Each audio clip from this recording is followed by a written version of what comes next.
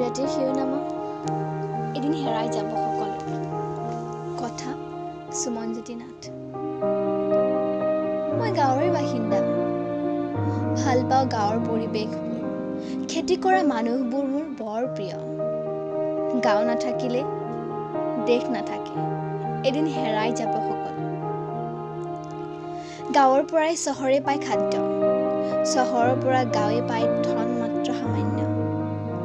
শিক্ষিত ধনৰ লোভত চাকৰি বিচাৰি গৈছে বহুতে গাঁৱৰ পৰিৱেশ এৰি এৰি। মই নিশ্চিত এদিন হেৰাই যাব সকলো।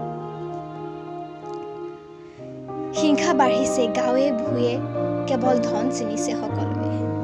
পাহৰিছে আত্মীয়ৰ মৰম আদৰ। মিলাপ্ৰীতিত যেন লাগে সকলোৰে ভাগৰ। মৃত্যুৰ পিছত যেন সকলো হেৰাই যাব। খেতিয়ক কমিছে, দাম বাঢ়িছে। পুৰণি খেতিয়ক নোহোৱা হৈছে। নৱপ্ৰজন্মৰ চকুত আধুনিকতা। এনেকৈ জানো থাকিব মানৱতা? মই নিশ্চিত এদিন হেৰাই যাব সকলো।